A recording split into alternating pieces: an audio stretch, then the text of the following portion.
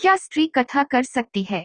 जब शासकों के शासक पूज्य श्री शंकराचार्यों जी ने बार बार कहा है कि व्यासपीठ पर स्त्री का अधिकार नहीं है, और वेदों और पुराणों में भी कहा गया है कि केवल विरक्त ब्राह्मण जो कि वैष्णव हो वही व्यासपीठ पर बैठ सकता है, तब ये 2 रुपए की ख्याति प्राप्त करने के लिए ये स्त्रियां क्यों शास्त्र की अवमानना कर रही है? अपने कर्तव्य का पालन और दूसरे के अधिकार की रक्षा करने से ही परमार्थ में सिद्धि मिलती है। किंतु जब अपने कर्तव्य का ज्ञान ही नहीं रहता और दूसरे के अधिकार पाने की कामना मन में जगने लगती है, दूसरे की थाली में लड्डू बड़ा लगने लगता है, तब पारमार्थिक सिद्धि तो दूर की बात लौकिक उत्कर्ष को भी मनुष्य प्राप्त नहीं होता है। व्यासपीठ केवल शेरो शायरी करने के लिए नहीं है। व्यासपीठ की एक गरिमा है जिसे बनाए रखना बहुत आवश्यक है।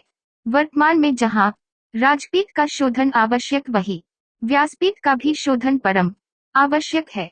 क्यों स्त्रियों को व्यासपीठ का अधिकार नहीं है? ये कारण देखें। 1. स्त्रियां स्वभाव से ही चंचल होती है और शास्त्रों में स्त्री का एक नाम चंचला भी कहा गया है। यदि ये स्त्रियां व्यासपीठ पर बैठकर कथा करने लग जाए तो आप ही बताएं कि इनके प्रवचन से लोगों में चंचलता बढ़ेगी या घटेगी। 2. कथा करते समय इनको मासिक चक्र पीरियड आ जाए, उस अशुद्ध दशा में कथा करने का इनको पाप लगेगा। 3. श्रीमद्भागवत कोई सामायिक ग्रंथ नहीं है, उसमें वेदों का सार समाहित है। क्या ये स्त्रियां जिन्हें वेदांत का ख भी नहीं मालूम जिज्ञासुओं की वेदांत संबंधी शंकाओं का निवारण करने में समर्थ है? कदापि नहीं।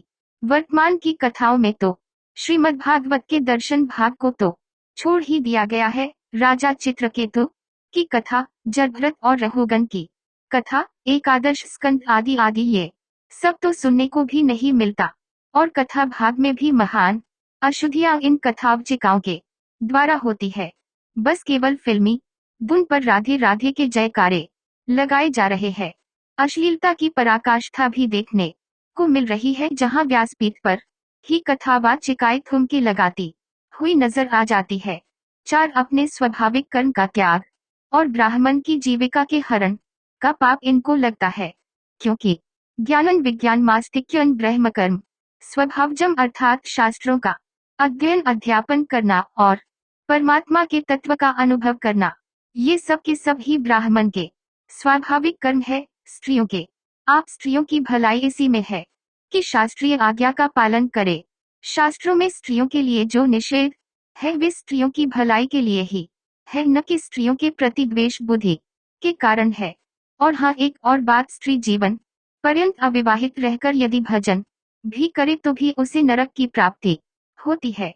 महाभारत में इसके संदर्भ में एक कथा भी आती है, नारद जी और एक अविवाहित स्त्री की, जिसमें नारद जी ने उस स्त्री के ये पूछने पर कि मैंने इतना भजन किया है, मेरी क्या गति होगी, कहा कि तुझे नरक की प्राप्ति ही होगी, क्योंकि तूने शास्त्र को ताक पर रखकर तपस्या की है।